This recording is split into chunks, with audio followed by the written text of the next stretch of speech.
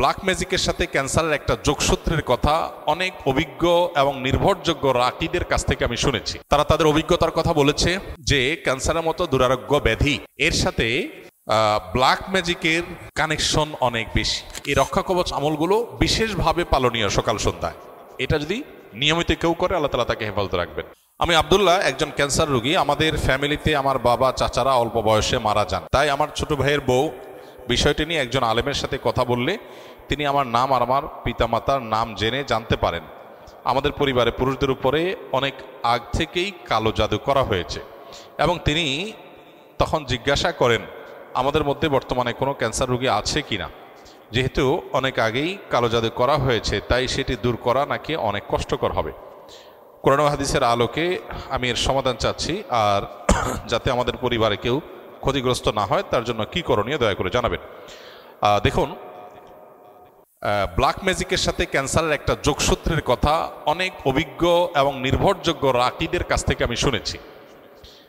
তারা তাদের অভিজ্ঞতার কথা বলেছে যে ক্যান্সারের মতো দুরারোগ্য ব্যাধি এর সাথে ব্ল্যাক ম্যাজিকের কানেকশন অনেক বেশি। কিন্তু এখানে যেটা বলা হলো যে কোনো ব্যক্তির নাম পিতার নাম জেনে ওই বংশের সবাই ডায়াগনোসিস করা হচ্ছে, অনেক নির্ভরযোগ্য রাকিদের মতে এটা সঠিক নয়, এবং এই পদ্ধতিটা মূলত রুকিয়ায়ে শরঈয়া বা শরিয়া সম্মত যে রুকিয়া তার মধ্যে এই পদ্ধতিটা পড়ে না। রুকিয়া শরঈয়ার সবচাইতে সহজ এবং স্বাভাবিক পন্থা হলো ডায়াগনোসিসের, যে কোরআনে কারিমের তেলাওয়াত, রুকিয়ার আয়াতগুলোর তেলাওয়াত এবং এ জাতীয় বিষয়াশয়গুলো যখন করা হয় তখন রোগী তার মধ্যে একটা অবস্থার পরিবর্তন হয়, অস্থিরতা আর না হলে প্রশান্ত অনুভব করা, এগুলো দেখে মোটামুটি রাকিরা নিরূপণ করেন যে সে এফেক্টেড কিনা। আরও নানাবিধ উপায় আছে, এটা তার মধ্যে একটা। তো এই যে নাম বাপের নাম জেনে পুরা গোষ্ঠীর ডায়াগনোসিস করা, দূর থেকে শুধুমাত্র এই নাম দিয়ে ডায়াগনোসিস করা, এটাকে রুকিয়া শরঈয়ার সাথে জড়িত রাকিরা সঠিক বলেন না। এটা হলো একটা কথা। দ্বিতীয় কথা হলো যে আমরা আত্মরক্ষা কিভাবে করতে পারবো। আসুন্নাহ ফাউন্ডেশন থেকে ইনশাআল্লাহ আগামী সপ্তাহের মধ্যেই আশা করছি আমরা একটা লিফলেট আমরা প্রকাশ করব, যেটা আসুন্নাহ ফাউন্ডেশন অফিস থেকে সংগ্রহ করা যাবে বা অনলাইন থেকে আমাদের ওয়েবসাইটগুলো থেকে ডাউনলোড করে নামিয়ে নেওয়া যাবে। কেউ চাইলে ফ্রি সংগ্রহ করে বিতরণও করতে পারবে ইনশাআল্লাহ। সেখানে আমরা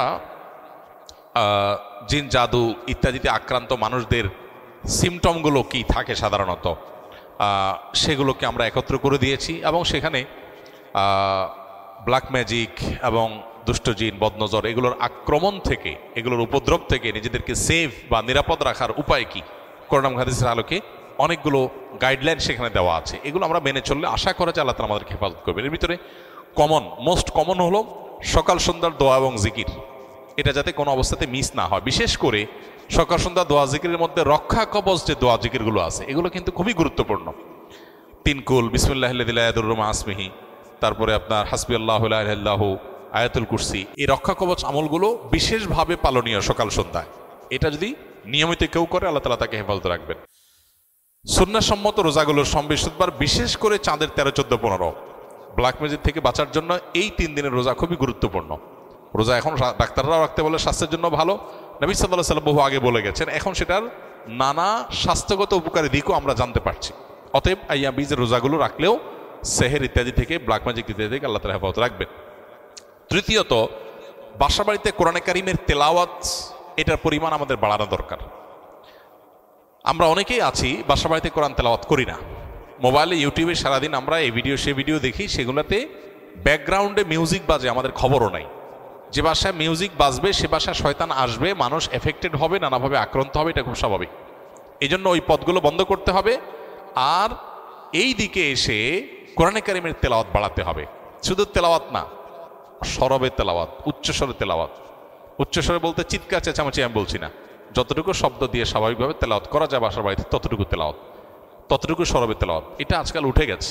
যারা নিয়মিত তেলাওয়াত করেন তারাও আস্তে আস্তে তেলাওয়াত করেন, আর অনেকে বাসা বাড়িতে তেলাওয়াতই করেন না। তো এই কাজগুলো আমাদের নিয়মিত করা দরকার। এর বাইরে আরও বেশ অনেকগুলো গাইডলাইন দেওয়া আছে আমাদের ওই লিফলেটে। ইনশাআল্লাহ লিফলেটটা আপনার আগামী সপ্তাহ থেকে আশা করি পেয়ে যাবেন। আল্লাহ তাআলা আমাদের সবাইকে এ জাতীয় সব অসুবিধা থেকে, দুরারোগ্য ব্যাধি থেকে, মুসিবত থেকে হেফাজত রাখুন। বেশ কিছুদিন আগে আমার পরিবারের একজন সদস্য জাদুগ্রস্ত হয়েছিল। তখন আমার এবং আমার পরিবারের সদস্যদের রুকিয়া সম্পর্কে তেমন সঠিক ধারণা ছিল না। রোগীর অবস্থা খুবই ভয়ঙ্কর এবং অস্বাভাবিক হওয়ায় ইচ্ছা না থাকার পরেও কবিরাজের কাছে নিয়ে যেতে হয়। কবিরাজ থাকার ঘরে এবং রোগীর শরীরে রাখার জন্য কিছু তাবিজ দেয়, কিন্তু আমি আপনার এবং আরও আলেমদের বক্তব্য দেখেছি এই ধরনের পরিস্থিতি থেকে পরিত্রাণ পাওয়ার জন্য বাড়িতে বেশি বেশি আয়াতুল কুরসি, সূরা বাকারা, ইখলাস, ফালাক, নাস তেলাওয়াত করতে এবং অডিও প্লে করতে বলেছেন। সেই অনুযায়ী আমল করেছি পরিবারের সকলে।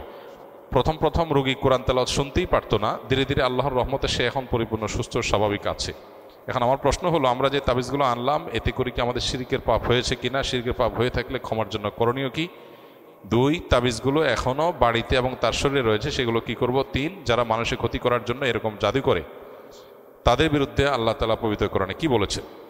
দেখুন, শেষটার কথা আগে বলি। যারা কাউকে ব্ল্যাক ম্যাজিক করে, জাদু করে, এই জাতীয় তাবিজ কবজ করে, মানুষের ক্ষয়ক্ষতি করার চেষ্টা করে, অনেক সময় আপোষের তাবিজ করে, তারা সবাই গুনাহে লিপ্ত।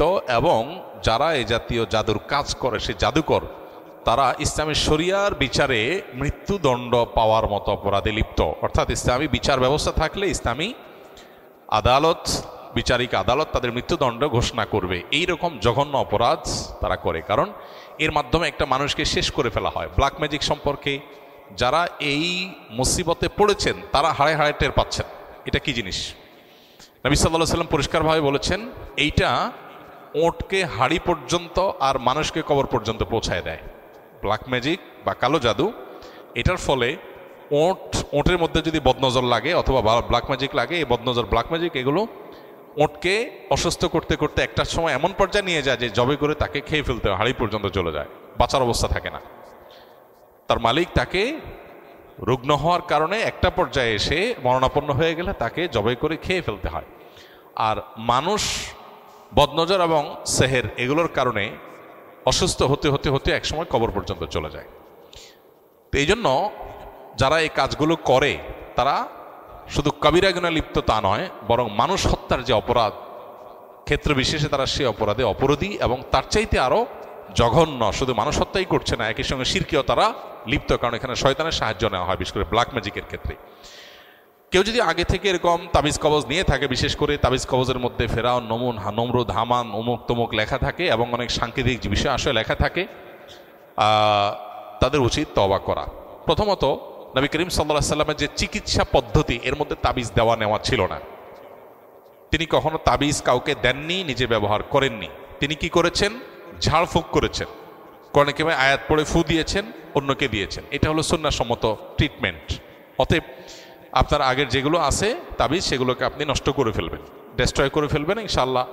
আর ইতিপূর্বে যে করা ভুল, কবিরাজের কাছে আপনি গিয়েছেন, ভুল ভাল কাজ করেছেন, সেজন্য আল্লাহর কাছে তওবা করবেন, সংকল্প করবেন ইনশাআল্লাহ। আশা করি যে আল্লাহ তাআলা আপনাকে মাফ করবেন।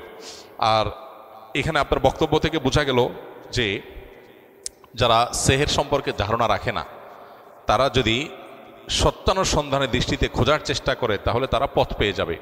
কোরআনে কারিমের তেলাওয়াত করা হলে কিভাবে একজন ব্ল্যাক ম্যাজিকের রোগী ধীরে ধীরে সুস্থ হয়ে ওঠে এবং অস্বাভাবিক পরিবর্তন তার মধ্যে আসে, এটা কোরআনের একটা মুজিজা, অলৌকিকত্ব। মাশাআল্লাহ, এই অলৌকিকত্ব কেউ দেখতে চাইলে তিনি ব্ল্যাক ম্যাজিকের রোগীর উপরে কোরআনের প্রভাব দেখতে পারেন।